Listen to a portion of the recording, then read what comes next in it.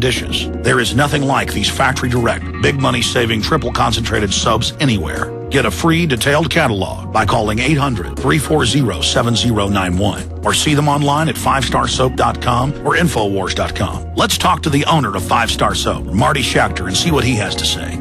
As founder and owner for over 63 years, people keep asking me, how's business? I'm happy to say our business is going down the drain. Call us at 1-800-340-7091. Visit our website, 5starsoap.com, for buying our 1 to 2 month soap sampler. Thank you. Hi folks, this is Alex Jones, and I want to tell you about the Silver Lungs generator. Now you can produce pure and endless colloidal silver and deliver the solution directly into the bloodstream by breathing the solution through the lungs. The respiratory system is the first line of defense for airborne pathogens and viruses. The Silver Lungs generator infuses the respiratory system with your self-produced nano-silver solutions and also delivers the silver nanoparticles instantly into the bloodstream. With continued legislation threatening the sale of nano-silver products, you can now produce pure and endless colloidal silver with the Silver Lungs generator. Very easy to follow, step-by-step instructions are provided, making production fast and simple. Go to www.silverlungs.com today and learn more about the breakthrough technology of the Silver Lungs generator. That's www.silverlungs.com.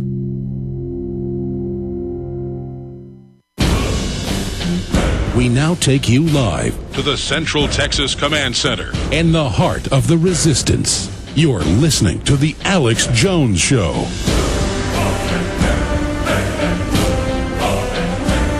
Okay, here's GCNlive.com, an Aaron Dykes article that just came out. It's also at Infowars.com, but it's up at GCNlive.com. Army plans DNA blasting vaccines for mass inoculations during times of emergencies. They fire a laser into your flesh that embeds the nanotech viruses. They've taken them and made it synthetic viruses. You cannot make this stuff up. He has links directly to the Army, and it will reprogram the troops' brains. I mean, you're literally, they hold you down, laser you. It's over. I mean, we're in the 21st century. It's Buck Rogers, and the control freaks are coming.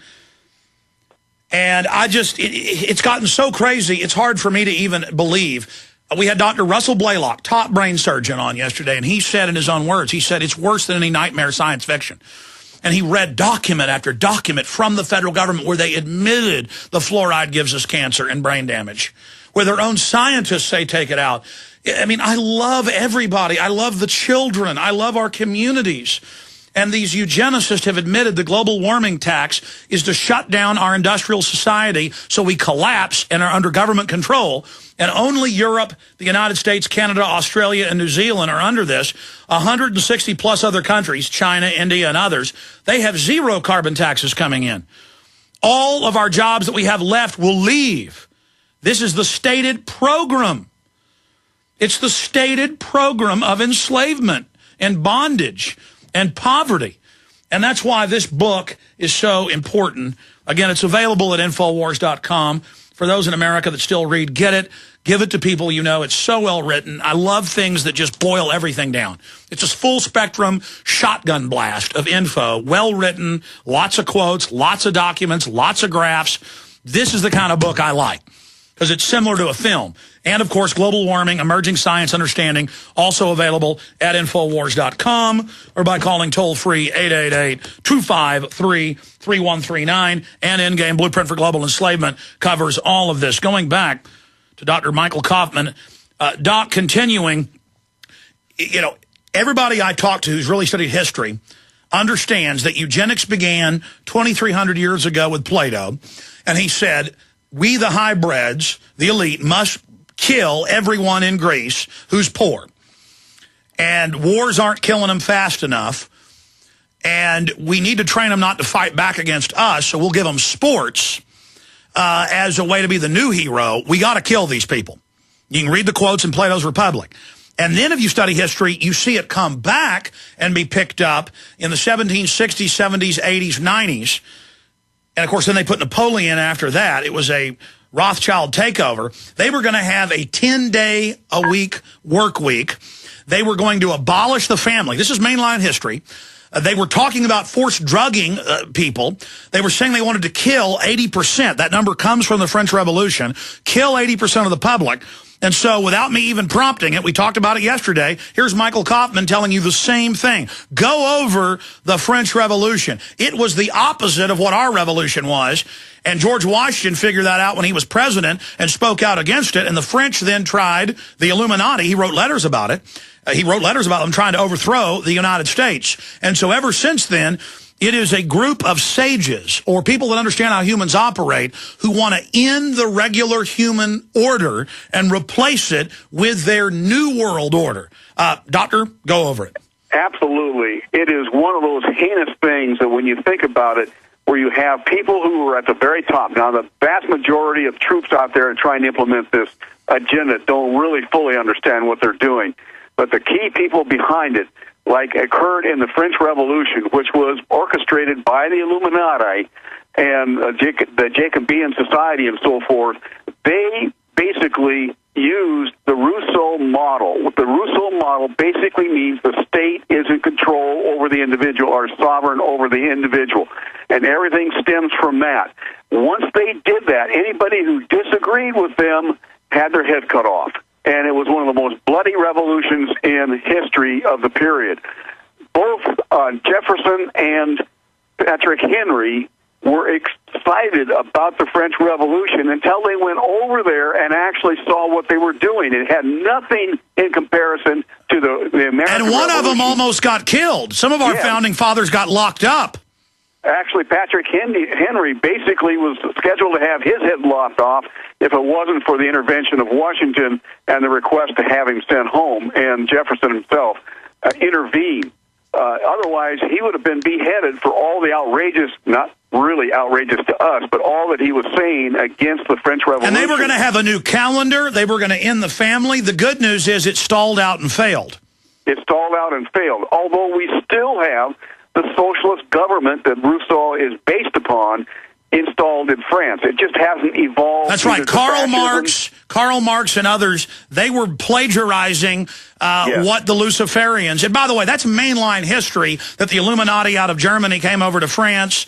That's what the famous Magic Flute Symphony's all about. And then, of course, they killed that composer when he did it. That was his last piece. I mean, this is, for those that haven't read mainline history, I mean, these were human-sacrificing, devil-worshipping mass murderers.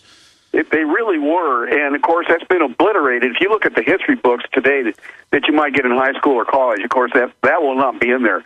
But if you look at some of the older history books, the ones that you can still get and buy, you will find a more accurate, just like Nazi Germany. If you look at Nazi Germany history in the current textbooks and so forth, you won't find anything about the religious beliefs of Hitler, the theosophical beliefs of Hitler, and what led him to believe that the Jews were a bad race and had to be eliminated. All of that stuff is now sanitized out of our history books. But if you go back to the more 100 years ago or even 50 years ago history books, what you will find is really what the truth is in that particular period of time.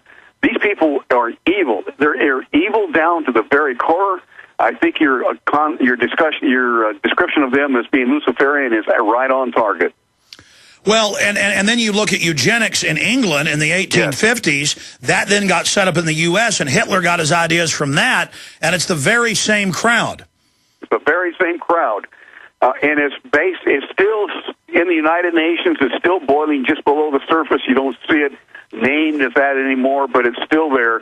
The depopulation of the world, the whole effort is eugenics. Well, now more and more they're coming out in the open and, calling for only having one child, having the state take over children. Let's talk more about what's in your book.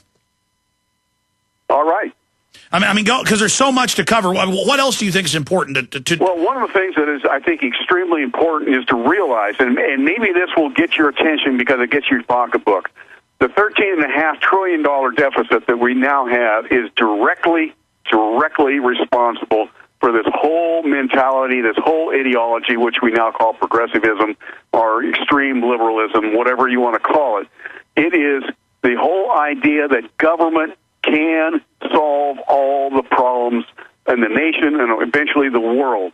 And as a consequence, these people do not believe that man has a downside, a dark side. They believe that all mankind will do his best if given the right opportunity. And, of course, that's fallacious. It's totally anti-biblical. Not only that, but it's never worked wherever it's been tried, and yet they continue to believe that man is inherently good. He does not have a human nature that will manifest itself in the form of greed or power-seeking or anything else. And all they need to do is to strive to create the perfect government, to create the perfect man. It does not work. And in the process, of course, you're going to create a power vacuum in which these very evil people can sweep right in and begin to control. And I go into that in quite great depth in the book and helping people to understand the type of thing that they're creating by allowing this extreme liberalism in the form of law and cultural practices, the whole concept of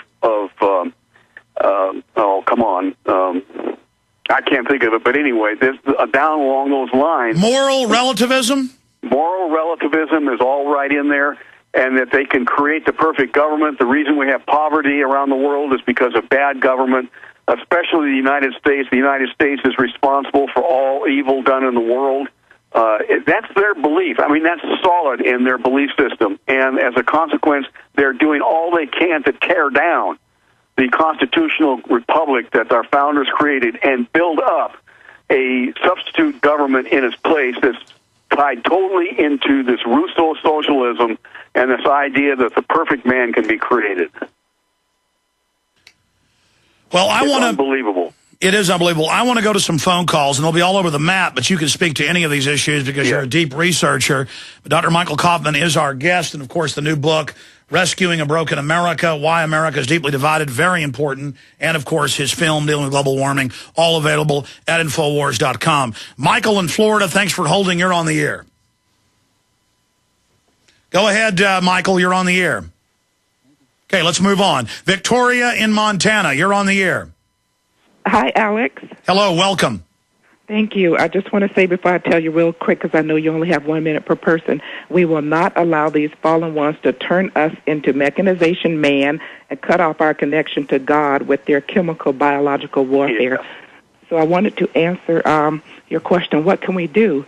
Well, we can dismantle Wall Street and the Federal Reserve criminal bankers and make them accountable like everyone else. No more double standards. Put them in prison. We could have people organize state to state, get the number of signatures needed on petitions to dump the criminal politicians.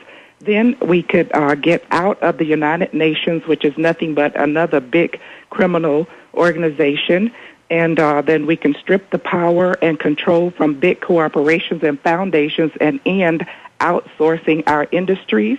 We could end tax-funded mandatory public schools, which allow parents the freedom of choice then to truly and rightfully educate their children how they see fit and stop taking our money for it because it's nothing but a cesspool. I know because I was there for a little while and said no thank you. Prosecute politicians that fail to follow the law and replace them with leaders that will read bills and make sure that they're legal and good for the country and the people before they make them laws. Allow people to choose their senators and have the power to dump them as needed and take back our basic freedoms of speech, of press, of religion, of assembly, and our right to private property, which we really don't have right now anymore. Beautifully said, Victoria. And I would just add for people that just tuned in, they're going, allow us to choose our senators at will. She means before the 17th Amendment of 1913, when the bankers took over, the state legislatures would vote. You vote for them, then they would vote, making the senator a creature of the state. That was meant to balance federal power. You know, you'd have the popularly elected House members, and in the Senate, they'd be creatures of the state. That was a major blow against states' rights, so you could recall. I mean, I've even read, famous stories about people like Davy Crockett being recalled to be griped out, by his state when he was in the Congress. And we need to go back to that. Great points. Dr. Coffman, any comments on that? Yes, exactly. She's identifying exactly what needs to be done, but it cannot be done until we get the right people in office, and that can't happen until